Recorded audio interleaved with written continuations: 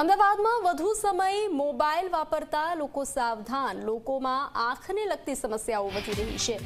લોકોમાં આંખની ડ્રાયનેસની સતત સમસ્યા વધી રહી છે તો વધુ પડતા એસીમાં રહેવાથી પણ સમસ્યાઓ વધે છે। આંખમાં ડ્રાયનેસ આવી જાય છે। ઝામર મોતિયાબાદ 50% દર્દીઓ આંખની ડ્રાયનેસને લગતા હોય છે।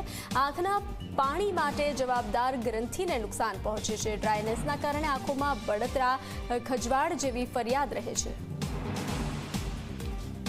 અત્યારે જે આંખની સમસ્યાઓ મોટે ભાગે વધી રહી છે એમાં સ્ક્રીન ટાઈમ વધવાને કારણે વધે છે। Mainly TV, mobile, computer, laptop, tablet આ બધાનો વધારે પડતો બિનજરૂરી ઉપયોગ એ કારણભૂત છે।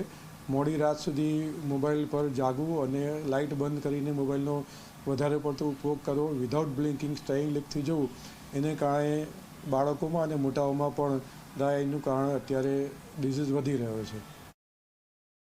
રેગ્યુલર બ્લિંકિંગ થવું જોઈએ। 1 મિનિટની અંદર રૂટીનમાં 12 થી 15 વખત બ્લિંક કરવું જોઈએ। 20/20/20નો રૂલ, દર 20 મિનિટે 20 સેકન્ડનો બ્રેક લેવો અને 20થી વધારે ફૂટ દૂરની વસ્તુ જોવી। એટલે 20 મિનિટથી વધારે કન્ટિન્યુઅસ કામ ન કરવું। પ્લસ એસીનો ફ્લો ડાયરેક્ટ આંખ પર ના આવે એનું ધ્યાન રાખવું કે બોડી પર ના આવે, એટલે એસીનો ફ્લોની ડિરેક્શન ચેન્જ કરવી જોઈએ। પ્લસ રેગ્યુલર હાઇડ્રેશન, એટલે થોડા અંતરે પાણી પીતા રહેવું। જો બોડીમાં હાઇડ્રેશન હશે તો ડ્રાયનેસ નહીં થાય, બોડી ડિહાઇડ્રેટ હશે તો ડ્રાયનેસ થવાની શક્યતા વધારે હોય છે। એટલે પાણી રેગ્યુલર અંતરે પીતા રહેવું જોઈએ।